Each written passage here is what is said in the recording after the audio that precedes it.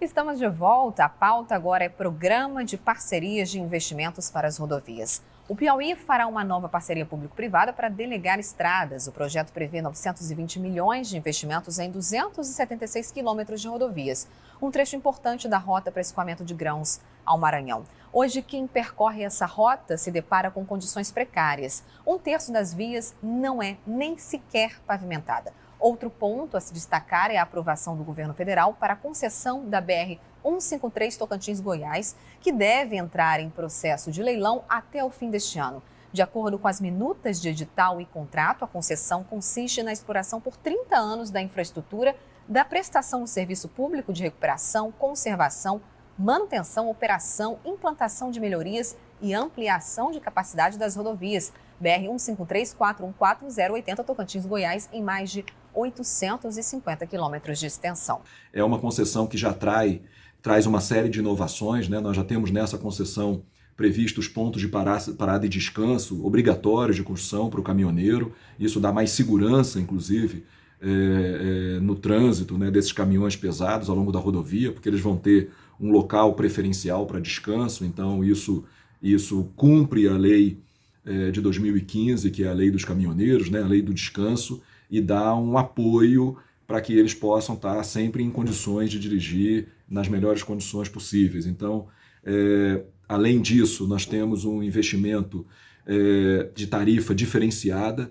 Então, o usuário começa a pagar uma tarifa de pista simples, e na duplicação, só após um determinado trecho de duplicação, é que ele passa a pagar um adicional daquela tarifa, e aí ele só paga a tarifa cheia quando o trecho já está duplicado, que é uma novidade muito interessante, né? Porque corrige um problema das modelagens anteriores de concessão, onde o usuário pagava por uma tarifa cheia antes de ver a obra ser concluída. Esta será a primeira rodovia que será levada ao Tribunal de Contas da União com um novo modelo de concessões rodoviárias que o presidente Jair Bolsonaro quer implantar no país. A concessão da BR-135-316 no Maranhão também foi aprovada pelo Ministério da Infraestrutura. O trecho de 438 quilômetros é fundamental para o escoamento de grãos da região do Mato Piba e deve ir a leilão em 2022. Antes de debatermos com nossos especialistas e convidados esse novo modelo de concessão, vamos ver um vídeo que explica como funcionam as etapas de uma concessão de uma rodovia federal. A concessão de uma rodovia movimenta a economia regional e gera milhares de empregos. Graças ao trabalho desenvolvido pela NTT, bilhões já foram investidos em nossas estradas, garantindo a execução de centenas de obras, o que não teria sido possível com o orçamento público. Primeiro, o Ministério da Infraestrutura estabelece as políticas públicas de transporte que deverão ser executadas em seu governo. O Ministério solicita a elaboração de estudos de viabilidade que são supervisionados ou também realizados, direta ou indiretamente, pela empresa de planejamento e logística. Quando finalizados, os estudos realizados são submetidos à aprovação do Ministério da Infraestrutura. Caso aprovados os estudos, é a Agência Nacional de Transportes Terrestres, a ANTT, que entra em ação, elaborando as minutas de edital, de contrato e programa de exploração da rodovia. Em seguida, a ANTT inicia o processo de participação e controle social. Começa então a realização de audiências públicas, abertas a todos os interessados, assegurando a contribuição da sociedade para todo o processo. Com os ajustes feitos, a NTT elabora o plano de outorga, que é enviado ao Ministério para aprovação. O Ministério verifica a aderência do plano de outorga às diretrizes de política pública para o setor e sinaliza concordância à NTT. E assim, todos os documentos gerados até esse momento são submetidos à análise e à apreciação do Tribunal de Contas da União. Ao obter a concordância final do TCU, a ANTT, enfim, publica o edital de leilão da rodovia. Após o contrato assinado com a empresa vencedora, cabe à ANTT fiscalizar a execução do contrato durante toda a sua vigência. A gente explicou aí, né, como é que funciona uma concessão. Eu queria saber a opinião de vocês sobre a concessão de rodovias, iniciativa público-privada. O que vocês acham disso? Positivo ou negativo? Positivo, né? Tem uns pontos positivos e tem uns pontos negativos. Depende de quantos pedaços vai se pagar, de qual é o trecho que essa duplicação essa privatização vai acontecer, né? E você sabe quando se fala em pedágio, quando se fala em pagar principalmente no setor do agronegócio, são caminhões com bastante eixos, né? Então você tem que fazer conta para poder saber você vai ganhar em velocidade, em melhoria nas estradas, sim, isso com certeza é bem-vindo, né? Mas também eu acho que é possível, Antônio, que até o custo do pedágio ele compensa esses gastos adicionais de manutenção, tempo de viagem e tudo mais. É possível, não, deve compensar, né? E além de você ter uma estrada em boas condições, com segurança e tudo mais, que eu acho que isso é que todos esperam que aconteça. E vai ter, né, esse novo modelo de concessão, né, vai ter um trecho em relação aos pedágios, que vai ser uma nova forma de cobrança de pedágio, que é a combinação de critérios de menor tarifa básica. Então, acredito que também, como o Arthur falou, deve compensar nessa parte. Agora, o que eu acho que deve ser feito é avaliar essa discussão do pedágio em relação às pequenas cidades, aos municípios, né, quando está cortando ali nas rodovias. É o modelo. Essa mudança é uma mudança importante, né, porque no passado, o que determinava, acabava impactando a tarifa, que ganhava quem dava uma outorga. E, na verdade, tem que ser um misto, quem dá uma outorga também com quem propõe a menor tarifa. Senão a outorga acaba sendo repassado para o preço, que é a discussão. Você ganha de um lado e perde pelo outro. Em relação a você, professor Ricardo, o que você acha desse novo modelo de concessões e essa iniciativa público-privada?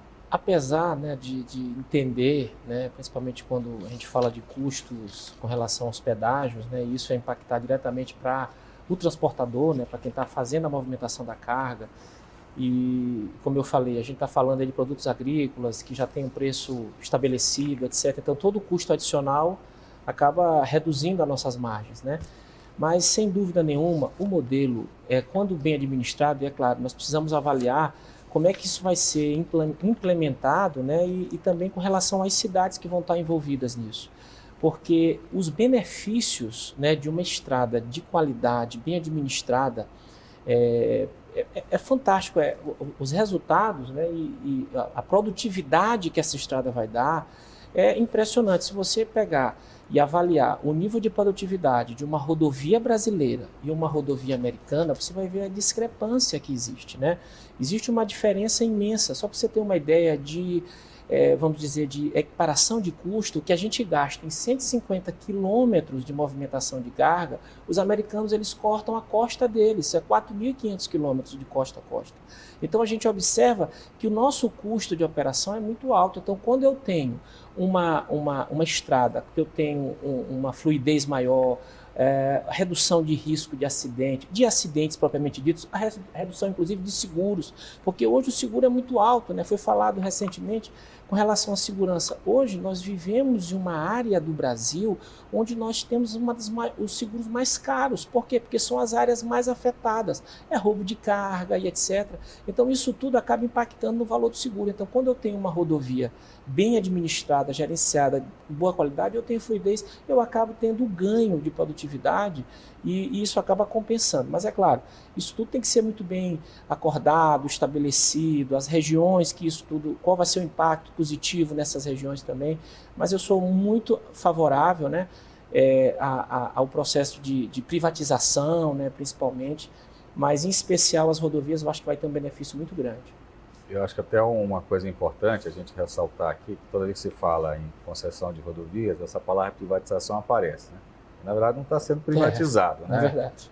O que está sendo feita a concessão de exploração de uso durante um período, que após esse período o ativo retorna ao governo, né? Então essa discussão acaba acontecendo, mas estão privatizando, não é bem privatizado. Exatamente. Né? Inclusive isso acontece não só com as rodovias, né? Você fala em ferrovia, a mesma coisa, porto, né? A mesma coisa. Aeroporto. Na verdade, a gente cria assim privatização, por quê? Porque a iniciativa privada vai estar administrando durante um determinado período, claro. Ele não vai ser dono daquilo ali. Mas assim, o modelo, quando a iniciativa privada ela assume o processo, né, a gente observa como você tem um ganho de produtividade bem efetivo. Podemos dar alguns exemplos, mas efetivamente eu acredito que vai ser muito bom. Você falou de um exemplo, né, internacional dos Estados Unidos, e nesse novo modelo de concessão interessante é que os editais vão ser publicados em português e inglês, abrindo concorrência também para empresas estrangeiras. Vocês veem isso também com bons olhos, também estando com esse financiamento, com essa... Inclusive, Amanda, esse investimento internacional? A concessão agora da rodovia Tocantins-Goiás, ela já é internacional. Verdade. É, Ela então já está nesse novo modelo de Ela concessão. já tem interessados, grandes empresas do mundo inteiro estão procurando parceiros brasileiros para poder entrar nesse leilão, né? Normalmente os estrangeiros procuram parceiros brasileiros para entender se a legislação brasileira tem que ser daqui, né?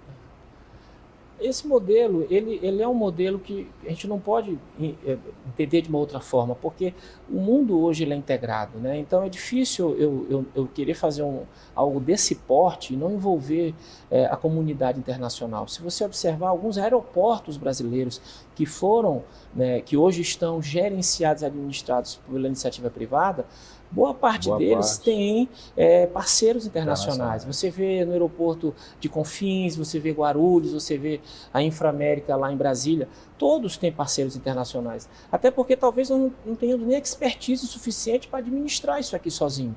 Então, acredito que eu vejo com muito bons olhos essa troca. Né? Professor, e esse modelo dos aeroportos, não há dúvida que está funcionando bem, né? Os aeroportos nossos melhoraram Foi muito criticado no início, serviço, porque né, as pessoas a pontualidade criticavam. De voos hoje é absurdamente diferente do que no passado, então ninguém pode discutir isso aí. E a qualidade, você entra no aeroporto de Brasília, por exemplo, principalmente os dois maiores em Guarulhos, você se depara com aeroportos assim, de padrão internacional. Padrão europeu, padrão americano, alto nível de aeroportos. E isso só aconteceu a partir desses últimos anos com esse processo, né, de concessões. Eu queria agradecer a participação de vocês. Acho que a gente fez uma discussão aqui muito interessante, botando os pontos positivos e negativos, apontando como é que está o panorama, o raio-x da situação das rodovias aqui no Brasil, e trazendo também para a região norte, a região do Mato Piba.